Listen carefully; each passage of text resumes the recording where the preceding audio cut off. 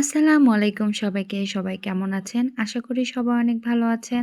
আমরাও আলহামদুলিল্লাহ আল্লাহর রহমতে অনেক ভালো আছি। তো আবার একটি নতুন ভিডিও নিয়ে আপনাদের মাঝে হাজির হয়ে গেলাম। আশা করি সবাই মাই ওয়ার্ল্ডের পাশে থাকবেন। তো আজকের ভিডিওটি আমি এখান থেকেই শুরু করছি। আজকে শনিবার আর আমি স্কুল নেই, শুধু কোচিং আছে। তাই সকালবেলা করে উঠে আমি বাসার সব কাজ শেষ করে নিচ্ছিলাম। অলরেডি পুরো বাসা আমার গোছানো শেষ।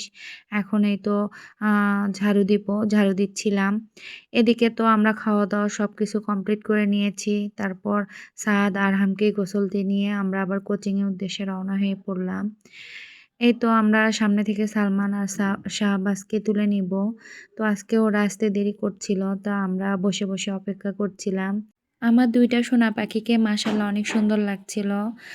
তো সবাই মাশাআল্লাহ বলবেন। কেউ মাশাআল্লাহ বলতে ভুলবেন না।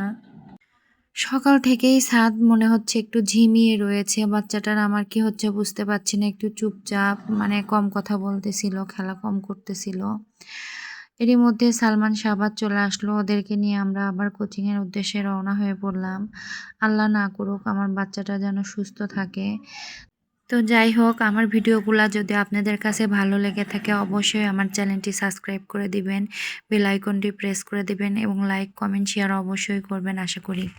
তো এই তো আমরা মাটিরালি ক্রস করছিলাম। আজকেও দিনটা অনেক সুন্দর ছিল। ঝলমলে আকাশ। এরই মধ্যে আমরা হঠাৎ করে একদম একটা বিপদের মধ্যে পড়ে গেলাম। সামনে পেছনে শুধু গাড়ি আর গাড়ি, মানে জ্যাম পড়ে গিয়েছে। কিভাবে এখন যাব? অবশেষে আমরা প্রায় ১৫-২০ মিনিট জ্যামের মধ্যে আটকে থাকার পর আমরা বের হতে পেরেছিলাম। তো এই তো আমরা কোচিংয়ে চলে আসলাম। আমি আরহামকে কোচিং ক্লাসে দিয়ে আবার ছাদে চলে গিয়েছিলাম। ওখানে অনেকক্ষণ বসেছিলাম, গল্প করেছিলাম। এর মধ্যে আবার কোচিং ছুটিও হয়ে গিয়েছিল। তারপর আবার আমরা সবাই মিলে বাসার উদ্দেশ্যে রওনা হয়ে পড়লাম। আজকে ভাবি আসে নাই, কয়েকটা বাচ্চাকে আমার দায়িত্ব করে নিয়ে যেতে হচ্ছে। তো যাই হোক, আমরা অনেক মজা করতে, করতে আসতেছিলাম। আর এই জায়গাটা তো আমার অনেক পছন্দের একটা জায়গা। তো আমরা আসতেছিলাম, এরই মধ্যে রাস্তার মধ্যে থেকেই খেয়াল করছিলাম যে ছাদের গাটা একটু গরম, গরম। এই তো আমরা বাসায় চলে এসেছি। এদিকে তো বাসায় একটা কি একটা অবস্থা, ৩ তলা, দোতলায় কাজ চলতেছিল। মানে বাড়িঘরের অবস্থা খুবই খারাপ, মিস্ত্রি দিয়ে ভরা। তো যাই হোক, আমি বাসায় এসে সব কাজ করে ফেলেছিলাম। এদিকে আবার আরহাম মক্তবে চলে গেল। ওকে আমি মক্তবে বিদায় দিয়ে দরজা লাগাচ্ছিলাম। এরই মধ্যে দেখি অন্ধকারের মধ্যে পিছু পিছু আমার সোনা পাখিটা চলে আসছে। ওর তো গা গরম, প্রচুর জ্বর এসেছে। তো আবার ওর পাপাকে বললাম একটু ওষুধ নিয়ে আসো। জ্বর হলে কি হবে, আমার বাচ্চাটা অনেক স্ট্রং, মানে অল্পতেও কাবু হয় না।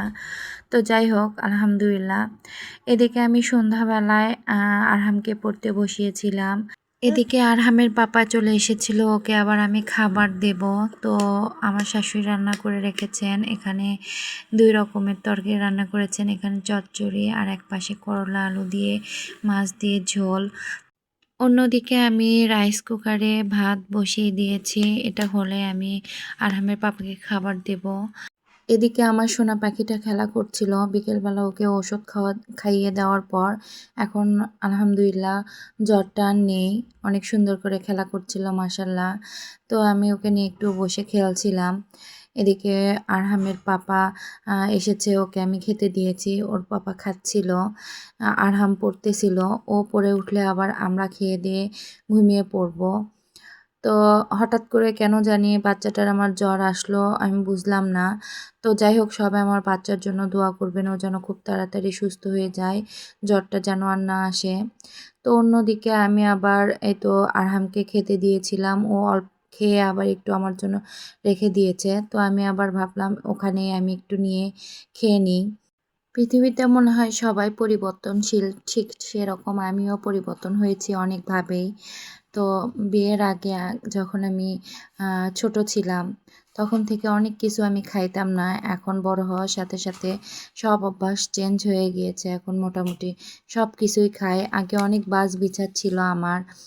তো এখন সময়ের সাথে সাথে সব পরিবর্তন হয়ে গিয়েছে।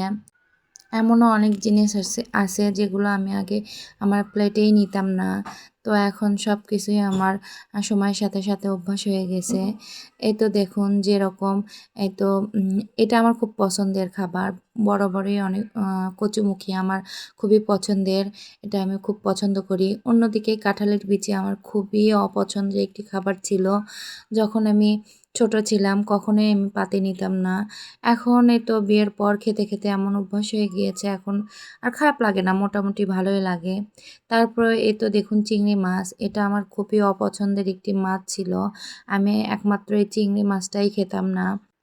এখন সময়ের সাথে সাথে মানে এগুলো অভ্যাস হয়ে গিয়েছে। তো যাই হোক আমি খাচ্ছি আর নাটক দেখতেছিলাম। জোভা নাট্যটিনির নতুন নাটক এসেছে। তো ওদের নতুন নতুন নাটক আসলেই আমি দেখি। আমার ভালো লাগে ওদের নাটক।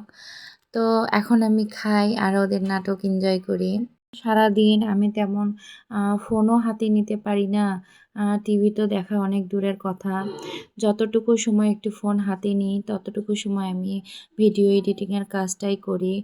বিনোদন বলতে তেমন আর আমার কোনো অপশন নাই। তো একটু খেতে, খেতেই দেখি। আমার মতো কে, কে আপনারা এরকম খেতে, খেতে একটু সময় বের করেন নিজের জন্য, একটু নিজের বিনোদনের জন্য অবশ্যই কমেন্ট করবেন। তো আজকের ভিডিও পর্যন্তই। আগামী ভিডিও দেখার আমন্ত্রণ জানিয়ে আজকের ভিডিও আমি এখানেই শেষ করছি। সবাই ভালো থাকবেন, সুস্থ থাকবেন আর নিরাপদে থাকবেন। আর আমাদের জন্যও দোয়া করবেন, আমরাও যেন ভালো থাকি, সুস্থ থাকি আর নিরাপদে থাকি। আল্লাহ হাফেজ।